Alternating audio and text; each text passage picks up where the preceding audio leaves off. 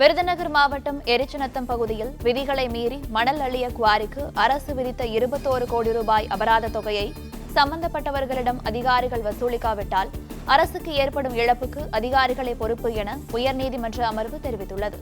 இது பற்றிய கூடுதல் விவரங்களை எமது செய்தியாளர் சந்திரன் வழங்க கேட்கலாம். சந்திரன், வணக்கம். இது பற்றிய மேலும் விவரங்கள். வணக்கம். விருதுநகர் மாவட்டம் எரிச்சநத்தம் பகுதியில் விதிமீறி செயல்படும் குவாரிக்கு அனுமதிக்கப்பட்ட அளவை விட கூடுதலாக மணல் அள்ளிய விசாரணை தெரிய வந்ததால் அந்த குவாரிக்கு 21 கோடி ரூபாய் அபராதம் விதிக்கப்பட்டுள்ள அரசு தரப்பு நீதிமன்றம் தெரிவித்துள்ளது.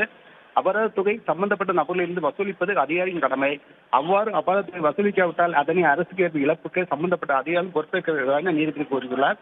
விருதுநகர் மாவட்டம் எரிச்சநத்தத்தை சேர்ந்த பாவநாச மதுரை அமர்வில் ஒரு மனு தாக்கல் செய்தார். தங்கள் பகுதியில் பட்டா நிலத்தில் உள்ள விதிகளை மீறி குவாரி நடத்துகின்றனர். இது சம்பந்த நடவடிக்கை எடுக்கும்படி குவாரியை சேர்ந்து நடவடிக்கை கோருகின்றார்.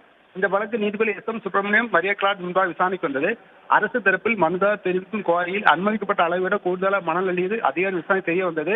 இதையடுத்து அந்த குவாரிக்கு 21 கோடி ரூபாய் அபராதம் விதிக்கப்பட்டுள்ளது தெரிவிக்கப்பட்டது.